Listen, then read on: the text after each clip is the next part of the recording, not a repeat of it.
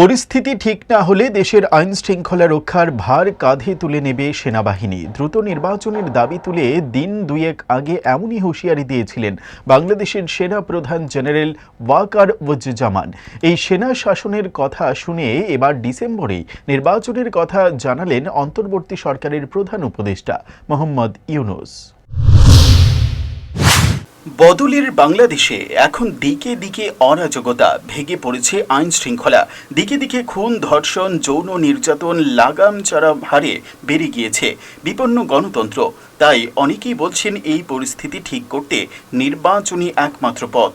জানা গিয়েছে বুধবার ঢাকায় রাষ্ট্রীয় অতিথি ভবন যমুনায় জার্মান সরকারের কমিশনার জারাহ ব্রুনের সঙ্গে দেখা করেন ইউনূস। জার্মানি ও বাংলাদেশের দ্বিপাক্ষিক সম্পর্ক নিয়ে আলোচনা করেন।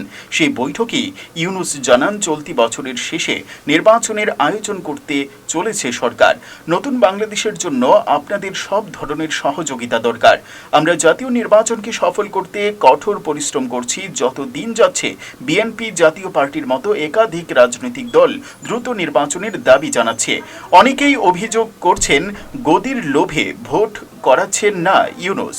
দেশে যে হারে অপরাধের সংখ্যা বেড়েছে তাতে উদ্বিগ্ন সেনা প্রধান ওয়াকার উজ্জামান। সোমবার বাংলাদেশের এক সংবাদ মাধ্যমকে দেওয়া সাক্ষাৎকারে তিনি বলেন, যতদিন না বাংলাদেশে সাধারণ নির্বাচন হচ্ছে ততদিন পর্যন্ত আমি সেনা প্রধানের দায়িত্ব পালন করব। আগামী দিনে বাংলাদেশের আইন শৃঙ্খলা রক্ষার দায়িত্ব সেনা নেবে। আমরা প্রাথমিকভাবে ভেবেছিলাম এইসব কাজ তাড়াতাড়ি হয়ে যাবে, আমরা ব্যারাকে ফিরে যাব, কিন্তু এখন দেখছি আমাদেরই কাজ করতে হবে। আমরা দীর্ঘদিন ধরেই কাজ করছি, কিন্তু এখন আমাদের ধৈর্য ধরতে হবে এবং সম্পূর্ণ নিষ্ঠা ও শৃঙ্খলার সঙ্গে আমাদের পেশাগত দায়িত্ব পালন করতে হবে। বিশ্লেষকদের মতে সেনা প্রধানের এই হুঙ্কারে চিন্তা বাড়িয়েছে ইউনূসের। নির্বাচন নিয়ে ভারত, ব্রিটেন, আমেরিকা, ইউরোপীয় ইউনিয়নও তাঁর উপর চাপ বাড়াচ্ছে।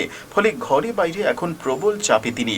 এদিকে তাকে ক্ষমতায় বসানো বৈষম্য বিরোধী ছাত্ররাও নতুন রাজনৈতিক দল আনছে, কিন্তু ইউনূসের নিজের কোনো দল নেই। ফলে তার গদি যে টলমল তা এক প্রকার নিশ্চিত। Bureau report, headlines, Tripura national.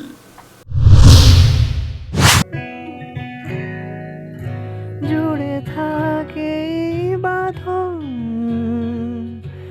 আপনার চেয়েও আপন, জুড়ে থাকে বাঁধন আপনার চেয়েও আপন, আপনার চেয়েও আপন।